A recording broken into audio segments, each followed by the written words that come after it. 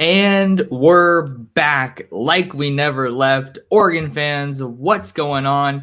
How we living? Thank you so much for tuning in to another episode of the Ducks Dish podcast. Just in case you're new here, I'm your host, Max Torres, publisher and lead editor of Ducks Digest, covering the Oregon Ducks over on Fan Nation, part of the Sports Illustrated Network. Super stoked to have you guys along for another episode of the podcast and another edition of the Oregon Football Recruiting Hour. I know you guys love recruiting. I love recruiting. So we are going to dedicate probably my estimate right now is an hour to Oregon football recruiting. And we'll maybe get into some mailbag on the back half of today's episode. We are coming to you live at a couple different spots on YouTube at Oregon Football Max Torres, on Twitter at MTorres Sports, and on the Ducks Digest Facebook page. So wherever you guys are tuned in, super stoked to have you along. Talk some ball, talk some recruiting. And if you are tuning in on the podcast version, thanks for tuning in. It is Friday, September 8th, 2023, and we have Texas Tech on tap tomorrow. Number 13 Oregon faces off against former Oregon quarterback Tyler Shuck and the Red Raiders in Lubbock. So it should be a real fun one. Kickoff for that game is set for, I think, 4 o'clock, 4:10 on Fox. So if you aren't making the trip out to Lubbock, you can watch the game over on Fox. But we have some everydayers that are here. So excited to have you guys here along for another edition of the Ducks Dish podcast and the Oregon Recruiting Hour. Like I said, I have a couple of items that I want to get into. Some notable updates on the recruiting trail for Dan Lanning and company in the 2024 recruiting class. So we're going to make sure to get into that. And then, like I said, always love doing a little bit of mailbag. So if you guys have a question about Oregon football recruiting or Oregon football, make sure you throw that into the live chat, and I'm going to do my very best to get to it. Remember, you can always push your question to the top of the line with a super chat. Love it when you support the channel. So with all of that being said, let's get into our first little segment on today's episode, our first topic. I got to see a future Duck in action last night. On Thursday night, I hit the road from Long Beach, California to Chula Vista, California. Came out to almost a 3-hour drive just to get to the game. But I went to that game to see 2025 Lincoln quarterback Achilles Smith Jr. and Oregon quarterback commitment. He is committed to Oregon, and this is a new spot for him with the Lincoln Hornets after transferring from Murrieta Valley between his sophomore and junior seasons. I had covered him a little bit previously, but I never got to see him in a game setting. So this was really fun to get to see him in a game setting. I'm going to throw some highlights up on the screen right now. If you haven't seen them already, they're available on both my Twitter account and my YouTube account. So I just wanted to throw these up there and just give you guys a little bit of a taste of what I saw under the Thursday night lights out in Chula Vista. So Achilles Smith Jr., pretty strong game. Final stat line for the future Duck. His dad's a former Duck, but for the future Duck, Achilles Smith Jr. finished the Thursday game 12 of 21 passing for 192 passing yards. He had 3 touchdowns through the air and 2 interceptions, 4 carries on the ground for 35 rushing yards and 1 touchdown pass. A couple of his highlight plays, a 72-yard touchdown pass to Makai Gray, a 15-yard touchdown pass, a 21-yard touchdown pass, and a rushing touchdown of 7 yards. There's the 72-yarder there, just uncorking the ball for a beautiful deep touchdown pass to Makai Gray, like I mentioned. So the 2 interceptions, I think, are kind of one thing that stick out from this game. Not to harp on the negative by any means, but I think the first interception was definitely one that he probably could have thrown the ball a little bit more inside. That one came in a critical situation at the goal line in the red zone. So you'd love to have that one back. But that was something we have to talk about. And then the second interception, I think the wide receiver, from what I can remember when I saw that one, he fell down, and then Modern Day Catholic's defense was able to come away with a pick there. So not overly concerned. And then you have another deep ball there. His wide receivers were struggling with drops a little bit throughout the night. So I think his stat line, there's the other interception there. I think his stat line is definitely something that can be a little bit misleading.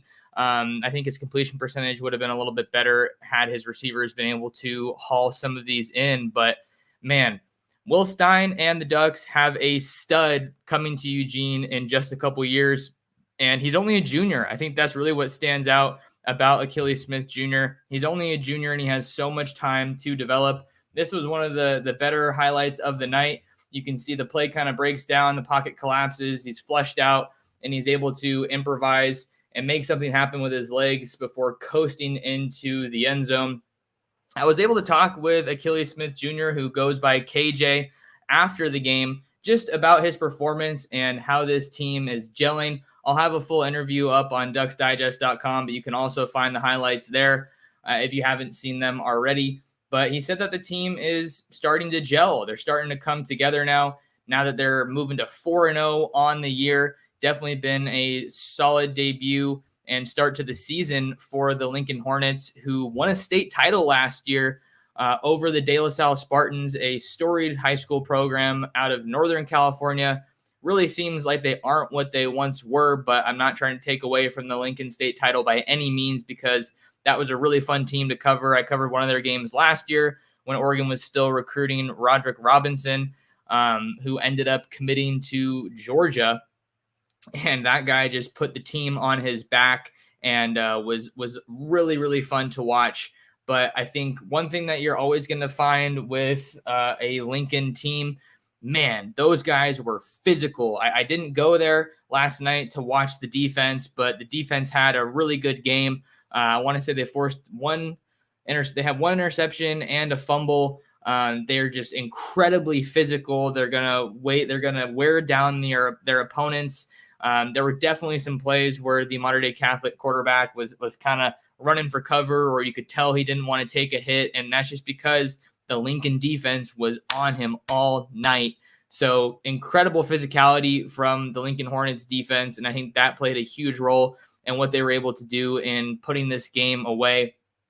And then just kind of some final thoughts on Achilles Smith Jr. here to kind of put a bow on this game. I really like the deep ball from Achilles Smith Jr. It really just looks like it comes out effortlessly for him. He's got a good connection with his wide receivers. Obviously, that's something that you're going to need if you're going to connect on those long, deep, explosive pass plays. I think he's really, really mobile. I really like what I saw from him just in terms of staying in the pocket, and then when the pocket broke down, just being able to navigate with some good poise and keep his eyes down the field at times. And just get the ball to his playmakers. You saw one of his touchdowns there where he had to move to the left and get the ball to his receiver. Sometimes that's all you have to do as a quarterback, is just get the ball to the really talented skill guys, and that is something that he did pretty well. He did talk about kind of one area of his game that he's looking to grow moving forward into the rest of the season. He really wants to kind of pick up that, I don't know if I'd say the tag, but he wants to be viewed as a dual threat quarterback, which is not something that's easy to do, but he's 6'6", 205 pounds, and he can move really well. Didn't put up a crazy stat line, right? Only 4 rushes for 35 yards and a rushing touchdown, but he can move really well. He's super athletic, doesn't run with a ton of physicality, but I think that's good. You don't want a quarterback that's always putting their body on the line.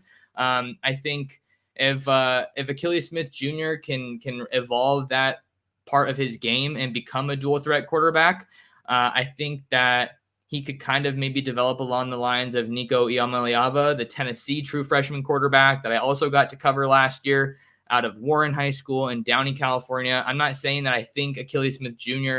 is going to be Nico Iamaleava, but when I think of like really tall, big dual threat quarterbacks, I think that Nico absolutely fits that bill, and that he is going to be waiting in the wings for Josh Heupel and that Volunteers offense after Joe Milton probably heads to the NFL next year. So Really liked what I saw from Achilles Smith Jr. And then just kind of a small note that I was thinking about. I drove back after this game.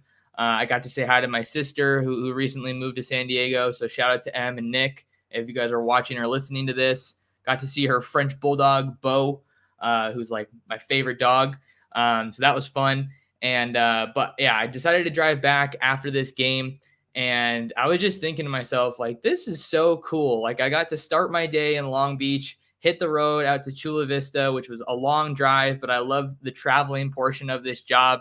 And it just kind of got me thinking, I don't want to gloat or anything. It's definitely not where this is coming from, but like, I'm really happy with like the way things are coming together as far as just the way I've been able to cover Oregon on the recruiting trail, especially out here in Southern California. You guys know that recruiting is my passion, covering high school football, and I just truly feel like no one else in the Oregon market is doing it the way I am. I'm not saying that they're doing a bad job by any means. I don't mean to put anybody down. I'm just hyped. I'm just happy, and I'm proud of myself. So just kind of a cool little moment that I had, coming back, and I wouldn't be able to do those kinds of trips if it weren't for you guys listening to the podcast, watching my YouTube channel, reading my stuff over on Ducks Digest. So just super, super fun. And what's even cooler is that I get to see another game tonight, Friday, September 8th. I'm going to be going to St. John Bosco, the number 3 ranked team in the country. And they're going to be facing off against the St. Francis Academy Panthers. St. Francis Academy is home to not one, but 2 Oregon football commits in the 2024 recruiting class in quarterback Michael Van Buren, an Under Armour All-American selection, as well as cornerback Ife Obadegwu, who is also an Under Armour All-American selection. So this is just a super cool opportunity that I'm really fired up for, because I wouldn't normally get to see guys like Michael Van Buren and Ife Obadegwu unless I went to a camp or traveled all the way across the country to Baltimore. So really excited for that game. Michael Van Buren and the Panthers are 0-3, so they haven't won a game yet here in the 2023 season. But, man, they have a really, really tough schedule. So, obviously, it's not great when you have a team that hasn't won yet, but they're not running from competition. They started the season off against Buford in Georgia. They're nationally ranked. They lost 18-0. And then they followed that up with Chaminade Madonna out in Hollywood, Florida. They lost that one 35-14. And then last week they played East St. Louis out of Illinois, and they lost that one 13-7. So really haven't seen too much explosion from this Panthers offense. So it's not going to be an easy test against St. John Bosco. I think I did see some whispers or some rumblings on social media that Alabama safety commit Peyton Woodyard is working to come back from a knee injury. So I'm not sure if we'll get to see him tonight. That would obviously be a significant loss for the Braves if he's not able to go, but it would make things probably a little bit easier for Michael Van Buren and the St. Francis Academy offense. So if you guys want to see updates on Michael Van Buren and Ife Obadegwu, a couple of future Ducks in the 2024 recruiting class, make sure you're following me. If you're not following me, I don't know what you're doing. Follow me on social media at mtorres sports on both Twitter and Instagram. That's the fastest way to get all of my updates. And I might do like another isolation highlights thing like I did with Achilles Smith Jr. With Michael Van Buren, just kind of depending on how that game goes. So St. Francis Academy is pretty loaded. They have plenty of playmakers on offense, a lot of highly touted recruits, so they should be able to make something happen on offense this upcoming week against St. John Bosco on Friday night. So another item, shifting gears a little bit, we got to talk about a new recruiting prediction. 2024 Santa Ana Mater Dei offensive tackle, 5-star recruit Brandon Baker was predicted to commit to the Texas Longhorns on Thursday by Jerry Hamilton and Justin Wells of Inside Texas. That is On3's Texas Longhorns site. And those guys are pretty much as plugged in as it gets in the Austin, Texas market. That's where UT is, right? I did reach out to one of my connections out in Austin, and Didn't get anything super particular, but he kind of told me that those guys are really plugged in and obviously pretty well respected in the industry. So they placed that prediction. Though they both placed their predictions for Brandon Baker to commit to Texas. I want to say it was with 70% confidence. I'm trying to fact check that right now in real time. So give me just a second as I scroll here and see what we can find as far as Brandon Baker getting predicted to Texas by the On3 Texas site. Scrolling through some more highlights, and I think I'm getting close. All right, so we have, yes, so 70% confidence. That's definitely something that is notable. And we also got some other news just before this prediction came out. 247 Sports' Greg Biggins reported that Brandon Baker has set a commitment date of September 24th. So kind of working backwards from that, what else do we know is going to happen or could happen between now and that eventual commitment date for five-star offensive tackle and Oregon target Brandon Baker? Well, we know that Brandon Baker has an official visit scheduled for next weekend. He's going to be heading out to Lincoln, Nebraska for what could be his final official visit with the Nebraska Cornhuskers and Matt Rule. So that's definitely a big trip to keep an eye on. I don't think that the Nebraska has been taken super seriously in this recruitment for Brandon Baker, but he's been there before. I think he took that trip along with his teammate, modern day running back Nate Frazier, who has since committed to the University of Georgia. But I think that anytime a school gets a visit like this, and an official visit at that, this close to a commitment date, I think that you have to take them seriously as a contender in this recruitment. But Texas and Steve Sarkisian, they have things rolling from a recruiting standpoint out there in Texas. They have a lot of the best players in the country that are going to be coming to Austin to play their college football. They currently rank number 17 in the 2024 recruiting class, according to 247 Sports' rankings. A couple of their headliners include five-star edge rusher Colin Simmons, in-state product out of Duncanville High School. Also have IMG Academy running back Jarek Gibson, who is going to be heading there from Bradenton, Florida. And then their number 3 commit, you have Jordan Johnson-Rebel, cornerback, also out of Bradenton, Florida, IMG Academy. So even though they don't have a super highly rated class right now, I think that Texas is always going to be a team that is capable of entering any given recruitment.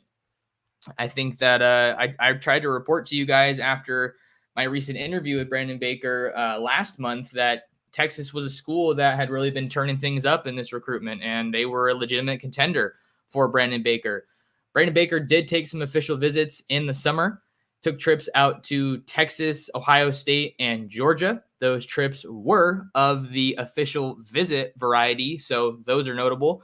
Also notable in the eyes of a lot of Duck fans, he didn't get out to Eugene. I think that is definitely notable.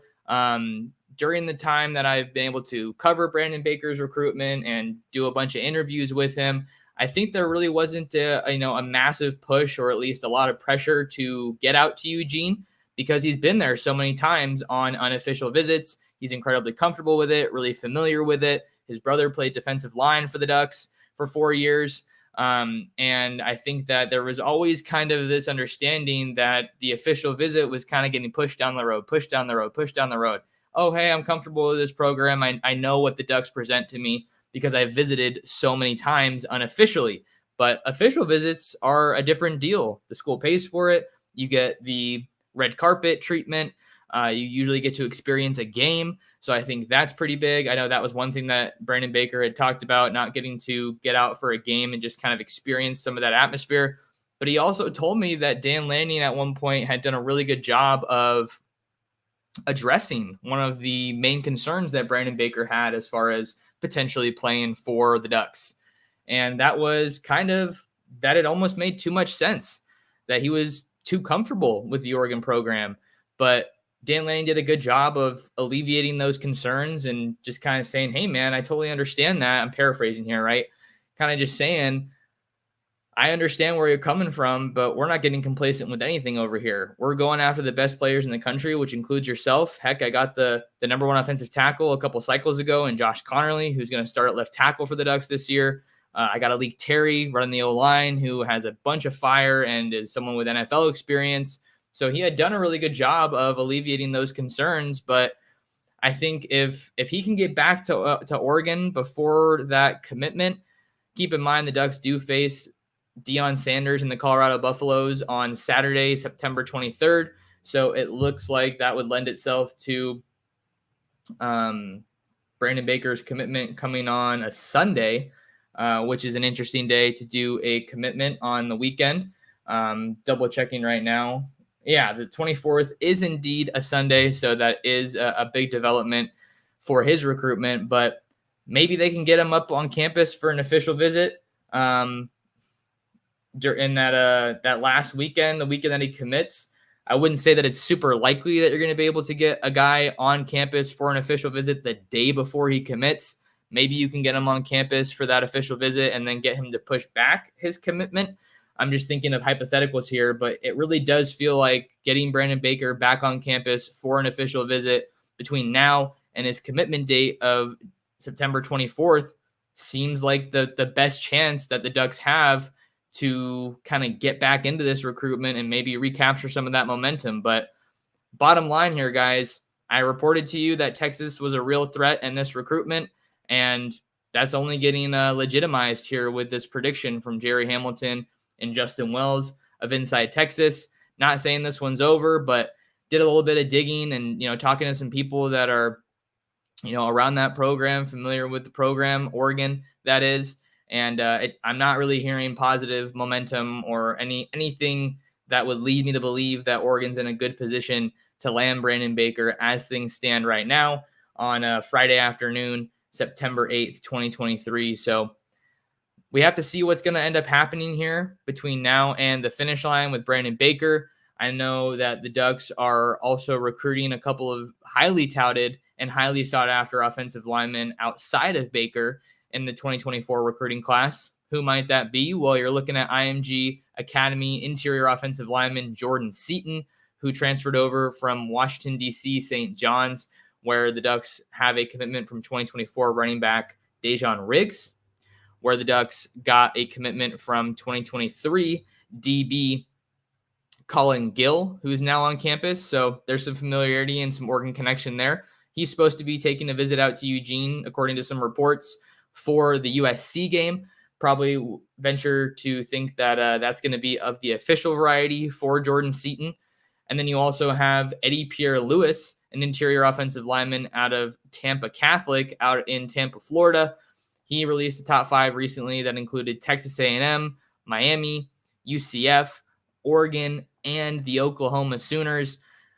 He's probably going to be taking an official visit, I would venture, before he makes his eventual commitment. But the top 5 schools for Eddie Pierre-Louis was definitely a notable update that we got from him recently. So we'll see what happens as far as a commitment date is concerned for Eddie Pierre-Louis. But I would think probably a pretty safe bet that he's going to be taking his official visit out to Oregon before he ends up making his commitment. So Brandon Baker, Eddie Pierre-Louis, and Jordan Seaton, I think those are the main names that you're looking at right now when it comes to recruiting the offensive line position for Alik Terry, Mike Cavanaugh, Cutter Leftwich, and the rest of that Oregon staff.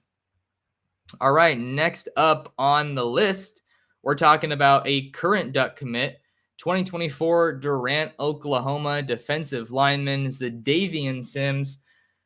What's the new deal with Davion Sims as the junior highlights roll here on your screen?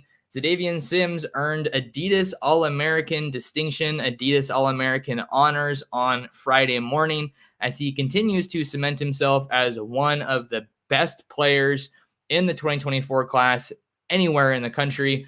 The story was Davion Sims. He committed to Oregon back in May as the number 1 ranked player out of the state of Oklahoma. He is part of a solid defensive line class in 2024 for Dan Lanning, Tosh Lapoy, Tony Tuioti, Tony Washington, guys like that.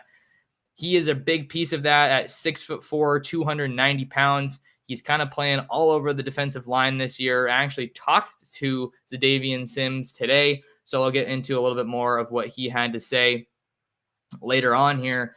But that defensive line haul for Oregon, you got Davion Sims, you got Tion Gray out of Hazelwood Central in St. Louis, Missouri. He flipped his commitment from the Missouri Tigers to the Oregon Ducks in the spring. And then you also have a commitment from Yuma Catholic edge rusher in Arizona, Jackson Jones. So not a huge class along the defensive line for Oregon here in 2024, but still have some good pieces that you're going after, most notably Aiden Breland, 5-star defensive lineman out of Mater Dei, and Jericho Johnson, 4-star defensive lineman out of Northern California. So I like what Oregon's defensive line class looks like right now, but some big pieces could potentially be added if the Ducks can take care of business with a guy like Aiden Breland. He said he was going to be cutting his list down to 4. My best bet for those schools, you got Oregon, Texas A&M, Miami, and Georgia. But we'll keep tabs on that one and see what top schools eventually get released for Aiden Breland. Whoever it is, I think Oregon's still got a shot, and definitely going to be a tough battle with some of those schools to try to get his eventual commitment.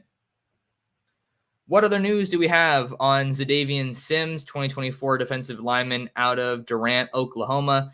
Well, he actually transferred from Texas before his junior season, I want to say it was. Has some Texas ties, but now he's the number 1 player in Oklahoma. Talked to him a little bit about this season. He is his team is 1-1 on the year, and they're going to be playing another game tonight, Friday night. And he is playing kind of all over the defensive line, working more on the interior, but this is a guy who's super explosive, super athletic, really strong, and can generate some really good push and knockback at the point of attack for Durant. Like I said, moving around the defensive line, I think you like to see that positional versatility. You always want to recruit guys that can do a lot of different things at a high level for your program, and Davion Sims certainly checks that box. He's not just focusing on defense. He's also playing some tight end for his school for Durant, so that's a cool little development there. Not really surprised because I did get to see him a little bit in the spring when he came out to Santa Ana, California for a 7-on-7 tournament to play with C4, and he was making some explosive plays, pun intended, I guess. But he is really, really talented overall, and it's just cool to see a guy doing that and impacting the game from both sides of the ball. We certainly saw plenty of that with Travis Hunter and the Colorado Buffaloes in week 1 against TCU. Now they return home in one of the best games of the week, Colorado's home opener. It's sold out to face the Nebraska Cornhuskers. Now let's get into a little bit of my conversation with Davion Sims. I think one of the most notable updates to come out of that conversation is that Davion Sims is going to be back in Eugene next week when the Ducks come back to Eugene for their game against Hawaii. So always good when you can get those commitments, especially those top commitments out of the state back on campus for another visit. That's definitely a good development for Dan Lanning and the Ducks on the recruiting trail. Dan Lanning and the Ducks, speaking of those guys, they are out in Lubbock, Texas, out in the Lone Star State, getting ready for their game tomorrow night against the Texas Tech Red Raiders. But Tony Tuioti, Oregon's defensive line coach, is going to be heading to Oklahoma tonight. Davion Sims, speaking with me on Friday, told me that the plan is for Tony Tuioti to come and attend his game on Friday night. So always good to get coaches on the ground and at those games. I did see Junior Adams at last week's Long Beach Poly versus Mission Viejo game. I was at that game to cover linebacker commit Dylan Williams, but Junior Adams was in attendance at that game just before the Ducks opened their 2023 season against the Portland State Vikings. Other notable updates from my conversation with Davion Sims. The full interview will be out on ducksdigest.com, probably on Saturday, depending on when you're listening to this one. Always get it first on YouTube, and then I will post the podcast over on the audio platforms. But other notable updates, since committing to Oregon, Davion Sims is still hearing from a couple of schools, most notably Michigan State. Michigan State is definitely a big contender on the recruiting trail. They've been going head-to-head with Oregon in quite a few of these recruitments. Sims also mentioned SMU as a school that is still recruiting him right now, but not to worry for Duck fans because he said he is still pretty much locked in. I don't think there's any reason to worry about Sims wavering on that commitment. That said, he is a high-profile recruit, so you're going to have to keep treating him like he is an uncommitted player and recruiting him to come to Oregon. That's definitely huge.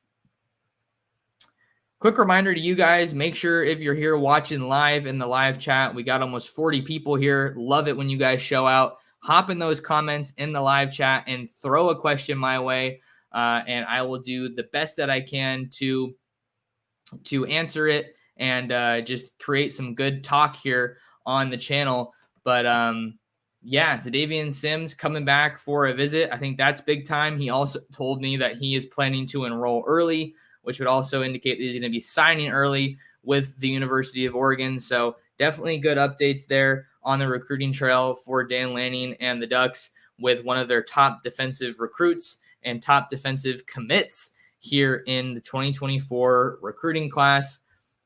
With all that being said, let's open up that big old bag of mail. That's what Chip Patterson says on the Cover 3 podcast with the CBS network. Really like that podcast if you guys are looking for some great national college football talk. But let's open up the big old bag of mail. Ask me a question in the live chat, and I will do the best I can to answer it. Got a question, our first question of the day from Andrew. He said, Max, if you had to guess, which remaining offensive line recruit do you think the Ducks have the best shot at between Baker, EPL, Eddie Pierre-Louis, or Seton? And then the same for the defensive line between Breland, Jay Johnson, Jericho Johnson, and S. Williams, Solomon Williams. Yeah, this one is an interesting question. So let's start on the offensive line. I think it's looking pretty evident right now. I just don't feel that Brandon Baker is trending towards Oregon right now. We'll see if they can get him on campus for a visit before his commitment. But like I said, that's probably the last chance that they have to kind of get any more momentum, any juice in that recruitment. As for Eddie Pierre-Louis, he's been to Oregon before. Jordan Seton hasn't been to Oregon before, as far as my understanding. But I would probably say Eddie Pierre-Louis, just because he's been to Oregon before. I think that Alik Terry is an underrated recruiter on this staff. I think that Oregon's production at the offensive line position, their development.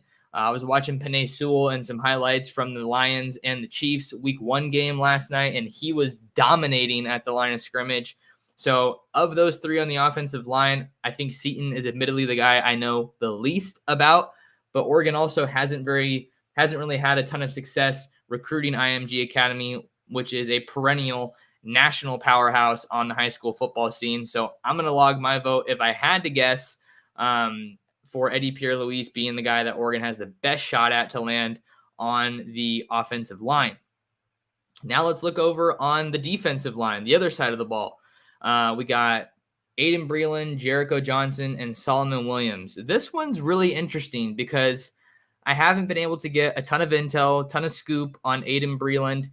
Not a guy who does a ton of interviews. Couldn't get a whole lot out of him when he interviewed. He said he doesn't have any more visits planned as of right now, but he also said he didn't rule out that more visits could happen. He took his most recent official visit, it looks like, to Oregon at the end of June. So if the Ducks did, they might end up getting the last visit in this trip, in this recruitment rather, which could go a long way, have the freshest impression on a recruit. But that said, I really don't feel like I have an awesome feel on this recruitment. I think best case scenario for Oregon, they're top two between Oregon and Georgia. You got to think Georgia here, they already have an in to Mater Dei with Nate Frazier, the elite running back, already committed to the Bulldogs, and Kirby Smart. The Ducks were recruiting Nate Frazier as well, but they ultimately didn't end up winning out in that recruitment. So Aiden Breland, I kind of feel like it's like sneaky confident, kind of. But that's a really tough one. And then Jericho Johnson, another guy that I really don't know a whole lot about as far as kind of where he's leaning. He's working from a top 4 right now of Oregon, Washington, USC, and Utah. I think between Oregon and Utah, those are the two schools that probably have the best defensive pitch. Kalen DeBoer and the Huskies are certainly a team that's going to hang their hat and have that identity on the offensive side of the ball. And then USC, same deal. If they can have a good year on the defensive line and just their defense overall, maybe they have a good shot. But I wouldn't be surprised if that one came down to Oregon versus Utah. But Oregon does have really good ties in Northern California, led, of course, by defensive coordinator Tosh Lapoy, who is an East Bay native, played his high school football at De La Salle, who I spoke about a little bit earlier on in the show. And then you have Solomon Williams. And Solomon Williams kind of feels like a wild card because there's not a whole lot of news that comes out on Solomon Williams, the 4-star edge rusher out of Carrollwood Day School in Tampa, Florida. There's not a lot of news that comes out about Solomon Williams, but we got a little bit of news this week when John Garcia Jr. of Rivals reported that the Ducks are going to be getting an official visit from Solomon Williams on September 23rd when they open up Pac-12 play against the Colorado Buffaloes and Deion Primetime Sanders.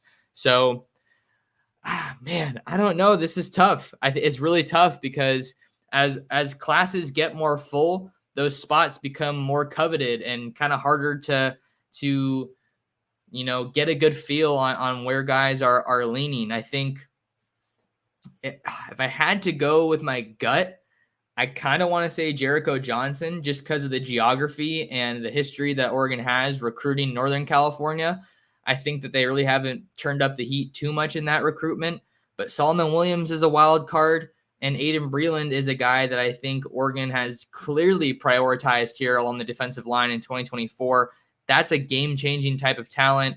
That's a guy that can really help Oregon take that leap along the defensive line, along the line of scrimmage, just to make something happen with that defense. That's the kind of guy you need to make your defense go from good to great, like Dan Lanning's been talking about all offseason. So I think just going with my gut, I would say Jericho Johnson, but definitely you absolutely cannot count out Oregon for either Solomon Williams or Aiden Breland.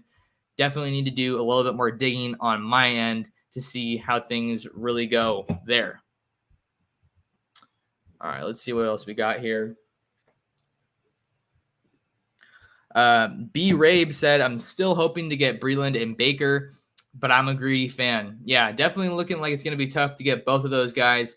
I think Aiden Breland is your best shot as of right now. We got See Me on the big screen tuning in. What's going on? B. Rabe asks, am I the only one that thinks the Ducks are going to put up over 40 points on Texas Tech? Yeah, this is a really fun matchup for the Ducks to open up their road slate in 2023. I think I made my prediction when I was talking with Jarrett Ramirez of Red Raiders Sports on an earlier episode of this week's podcast. I made a prediction 38-27, but the more I think about it, I just don't see how Texas Tech matches up well with the Ducks. If you double Troy Franklin, you're just creating more opportunities for other skill guys on this Oregon offense, like Terrence Ferguson, who's probably one of the best tight ends in the Pac-12, one of the best tight ends out west. Then you have Gary Bryant Jr., who I'm super high on and really excited about, the USC wide receiver transfer. Trayshawn Holden, the Alabama wide receiver transfer. I think he's going to be capable of doing some real good things for the Ducks this year on offense. And then Tez Johnson, Bo Nix's adopted brother. They obviously have that good connection. He's a speedster. Maybe we'll see the Ducks do something with Kyler Casper or Chris Hudson. We didn't see much of Chris Hudson in week one. I don't think we saw any of Chris Hudson in week one. But the point still stands. If you hone in on Troy Franklin, you're probably going to get beat and probably open yourself up to some dink and dunks or some damage from these other Oregon wide receivers. And the offensive line, they looked good, but obviously this is a much bigger test against the Red Raiders front.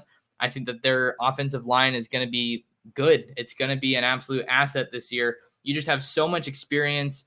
I think it's just a matter of getting these guys playing together. And the more that these guys play together, the better that they're going to get. So wouldn't be surprised at all. Not exactly a hot take to say Oregon's offensive line is going to get better as the season goes on.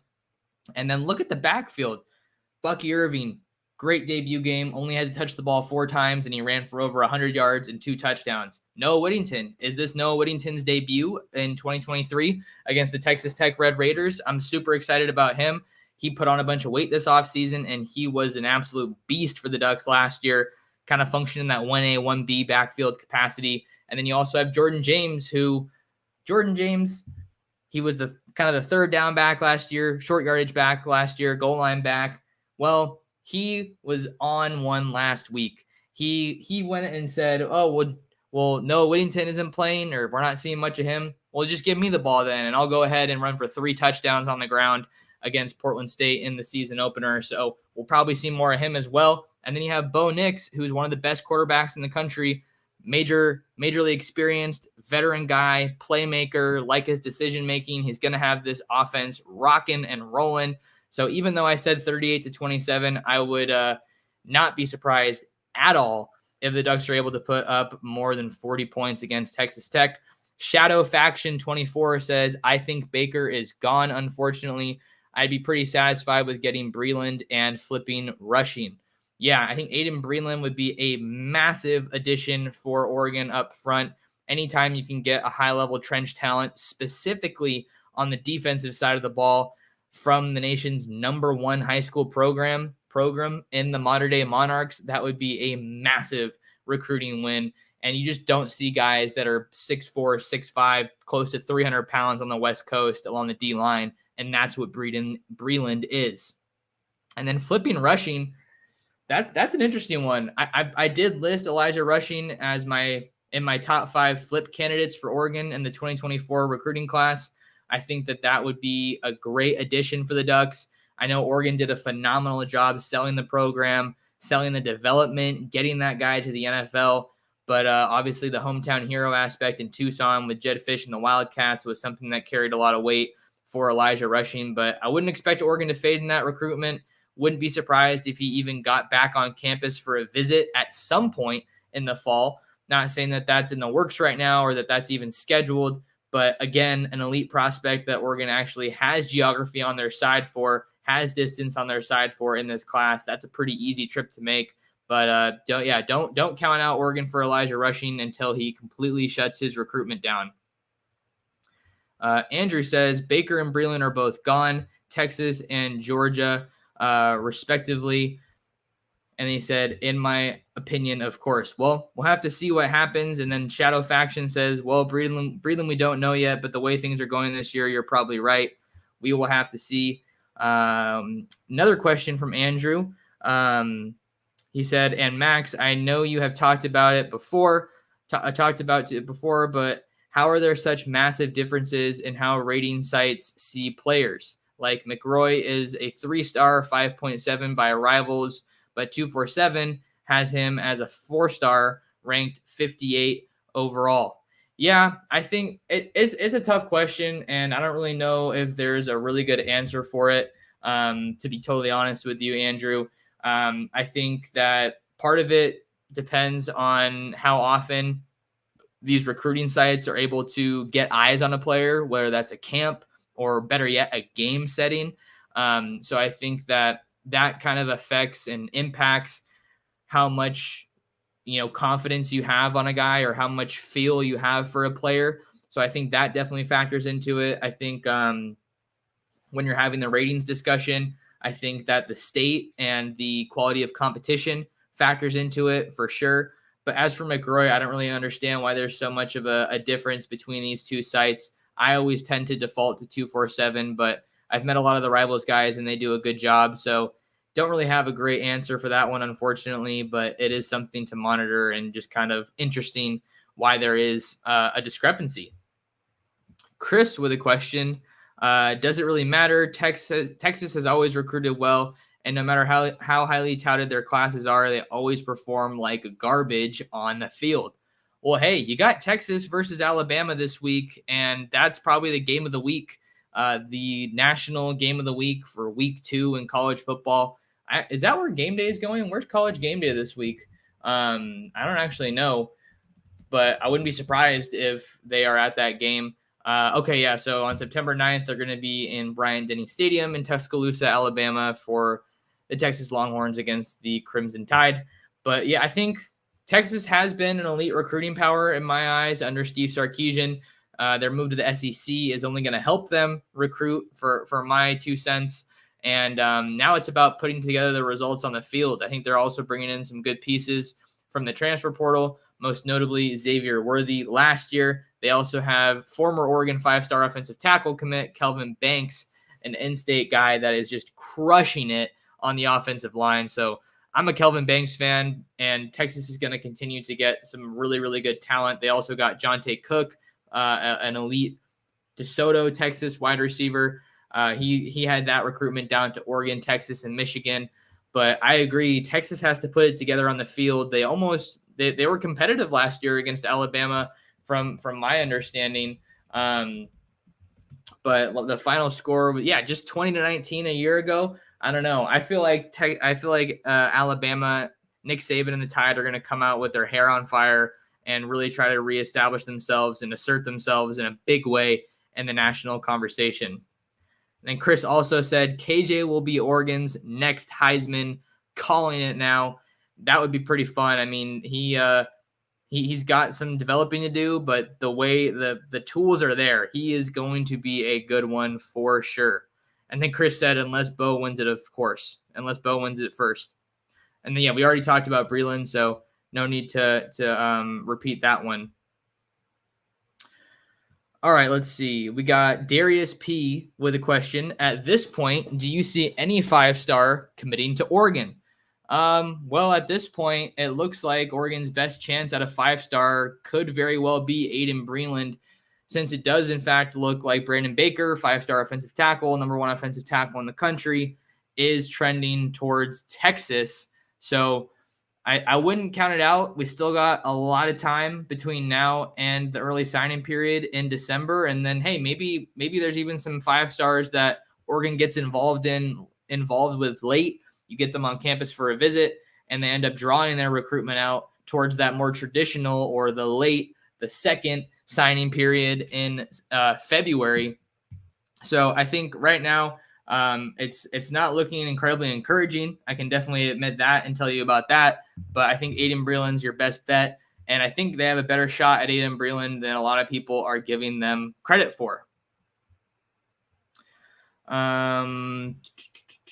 Jiri with a comment on the ratings discrepancy that we were talking about earlier, saying the reason there's a vast difference between sites is because most of the projection is a crapshoot. So many players look great on tape and never pan out. Yeah, I think that's definitely part of it. Obviously, when you're projecting these guys, you're kind of trying to project them on what kind of criteria do they need to fit to get to the NFL level. That's definitely kind of what you're shooting for, right? That's the gold standard of football, the National Football League.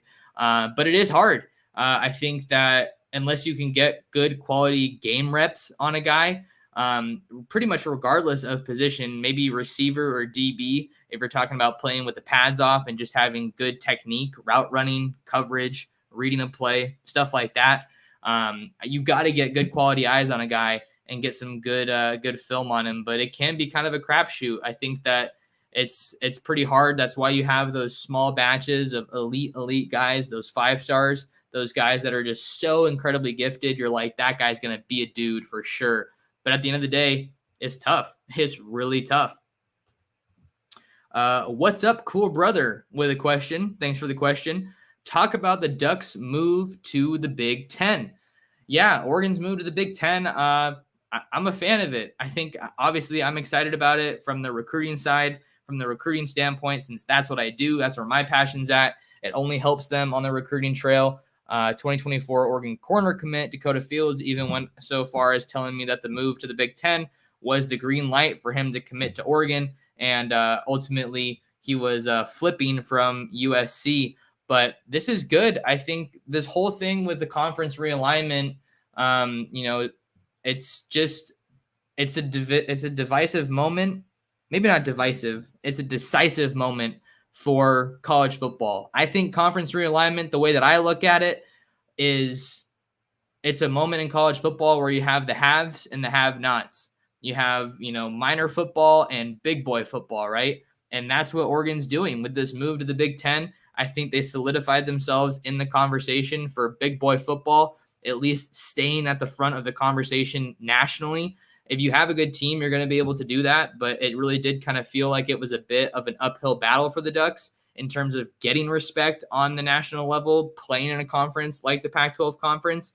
And it's absolutely crazy and maybe a little bit ironic that this is happening, this move of USC, Oregon, Washington, UCLA to the Big Ten when it is. Why is that ironic? Why is that weird? This could very well be the best year of Pac-12 football that we have seen in quite some time. And it is really sad that that this is probably the last year of the Pac-12, right? Cal and Stanford are going to the ACC. Arizona, Arizona State, Utah, and Colorado, the four corner schools, they're going to the Big 12. So it's a sad development, but I think that Oregon is going to be competitive in the Big Ten. I don't know if I'm going to predict them to win the Big Ten. It's interesting to look at the development and the evolution of Oregon football, certainly in the national scene and the eyes of winning a national championship, getting back to the college football playoff, winning a game in the college football playoff. That was kind of where I was evaluating this team. What boxes do they have to check to be competitive and get back to the national championship? And I think that's still going to be how I look at this team. But now it's not, what does this team have to do to win the Pac-12? What does this team have to do to go head to head and win against teams like Ohio State, Michigan, that are pretty much the perennial favorites to win the Big Ten? And then a school like a Penn State, a school like Iowa that is always super physical and gritty at the point of attack in the line of scrimmage. So I think that Oregon is going to be able to make some noise in the Big Ten, but I want to see how they play against some of these Big 10 opponents before I kind of talk about what they're able to do in the big picture, if they're really going to be able to win the Big Ten or at least be in that conversation. I think they'll be in the conversation, but getting to the Big Ten title game is going to be a challenge, I think, but it's one that they're capable of pulling off. So appreciate the question about the Ducks' move to the Big Ten. Another one from Andrew, and then I'll get to some other questions here. Andrew said, one more. Assuming MSU, Michigan State, gets Jason Brown Jr., do you see the Ducks going back to work on Frazier or waiting to use the portal like they did with Bucky? Yeah, I think as of right now, I feel like Nate Frazier to Georgia is pretty solid. It's looking like it's going to be a hard commitment to move him off of. They've done it before. They did it with Jordan James, right? He was committed to Georgia, and then Carlos Laughlin got hired and was able to flip him away from the Bulldogs after playing his high school ball in the state of Tennessee. But as of right now, between these two options, I think I see Oregon waiting to use the transfer portal like they did with Bucky Irving. There's always a bunch of high-profile guys at pretty much any position. Certainly at running back, they were able to get Bucky Irving. They were able to get Noah Whittington, too. Don't forget those guys came in at the same time from Minnesota and Western Kentucky, respectively. But I think that with the way Oregon's 2024 running back room is kind of projecting right now, Jordan James, Dante Dowdell, Jaden Lamar, I think that and Dejon Riggs, right? I think that you want to add a little bit more experience and some production at that position. So if we're just choosing between Nate Frazier and going back to work on that recruitment or the transfer portal, I think I'm opting with the transfer portal. B. Rabe with another question. What game is going to be Bo's best shot to get Heisman hype? Colorado, Washington, Utah, or USC? Wow, love this question. Really good question. You guys always get creative with these questions, which is awesome. I think if you asked me even like a week or so ago, I wouldn't have really considered Colorado too much in this equation, but they look like they're going to be a solid team this year, and they certainly have some good DBs that he's going to have to go against. As far as Cormani McLean and Travis Hunter, of course, the respective number one corners in the 2022 and 2023 recruiting classes. I think for USC, their defense, I don't really know what their defense is going to look like. Washington usually has a pretty good defense, but I think Bo's best shot to get Heisman hype this season, I got to go with Utah. Going on the road, if you can go on the road to Rice-Eccles Stadium in Salt Lake City and come away with a win over Kyle Whittingham and the back-to-back Pac-12 champion Utes, I think that is an absolute statement game, not just for Bo Nix. Keep in mind, if they win that game, that's not only a statement for Bo Nix and Dan Lanning, that's a statement for Oregon football. And I talked about that on a recent episode of the Locked On Ducks podcast with Spencer McLaughlin. Does great stuff. Go check him out if you haven't already. I bring him on the channel every now and then, bring him on the pod. Love working with him. But we kind of differed in our predictions for that game. I think we both kind of had Oregon maybe slipping up against Washington on the road in Seattle, but I predicted that Oregon was going to win their game against Utah.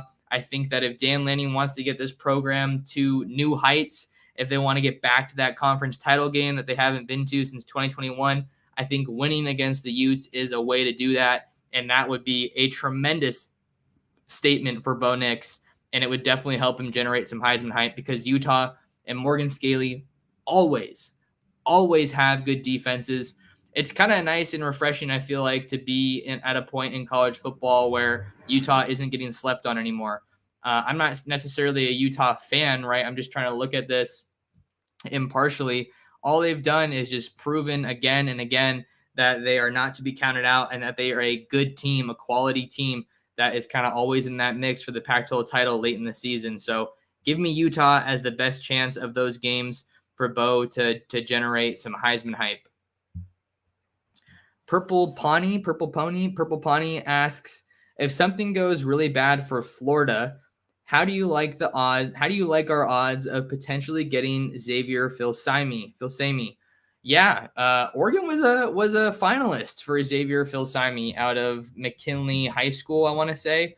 McKinney High School in the Lone Star State, McKinney, Texas. For those of you that don't know, Xavier Filsaime is a 6'1", 180-pound safety, 5-star recruit according to the 247 Sports Composite, number 31 player in the country, number 2 safety, and the number 8 player in the state of Texas. So I was actually feeling like I wasn't predicting Filsaime to Oregon. I wasn't feeling confident that he was going to go to Oregon, but I felt decent about Oregon's chances to kind of make some noise in that recruitment and maybe be a legitimate contender in that one. But he committed to Texas, to Florida, and that one kind of caught me off guard. But yeah, if Florida doesn't have a good season, I think that, these guys are impressionable. That goes for any recruit, but at the same time, I don't think that you only take into account one season as far as the bigger vision, the bigger picture for a program.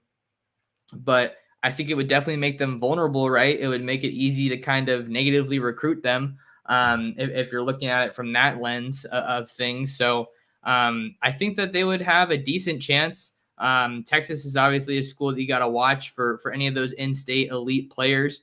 I think that Texas is always going to try to have a say, as is Texas A&M, Jimbo Fisher, and the Aggies. So I don't know. That'll be an interesting one that we have to watch here, kind of as it unfolds down the line.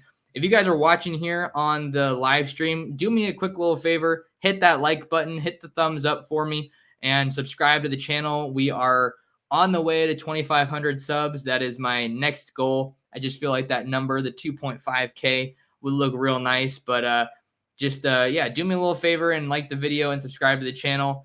Always appreciate it. I like it when you love it. And thank you for the support. Appreciate the question.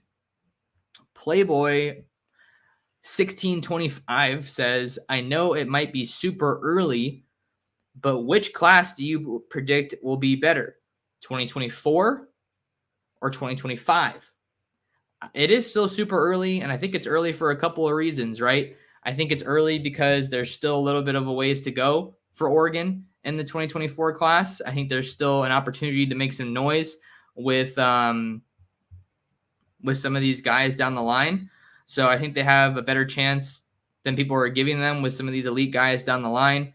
I think they're probably going to finish top 10. Would not be surprised at all if they finish top 10 in 2024, which would leave a little bit to be desired, because I think getting closer to that top 5 range is something that they were really going for. But that's why I had my recent episode. Does Oregon have some tricks up their sleeve in the 2024 recruiting class?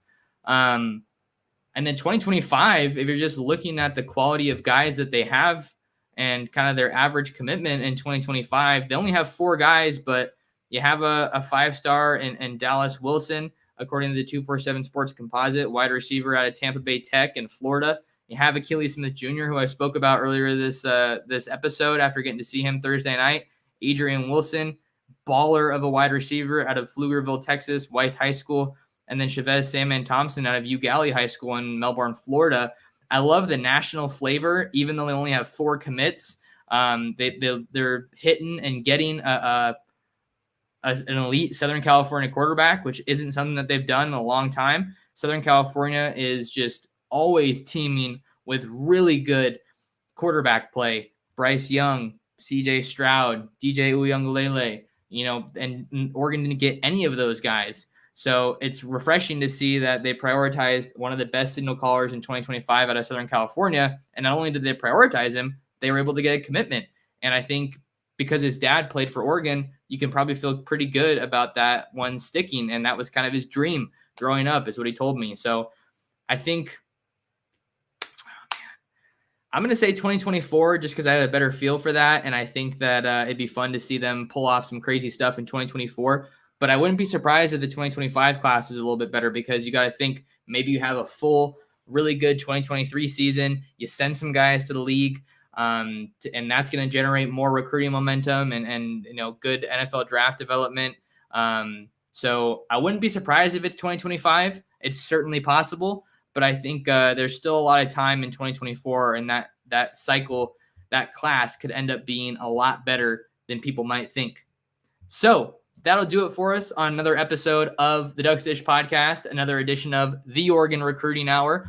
Definitely appreciate you guys taking some time out of your day to talk some ball with me, talk some duck recruiting. Before we get out of here, make sure you follow me on Twitter and Instagram at mtorresports. I'm going to be at St. Francis Academy versus St. John Bosco tonight to see Michael Van Buren and Ife Obadegwu.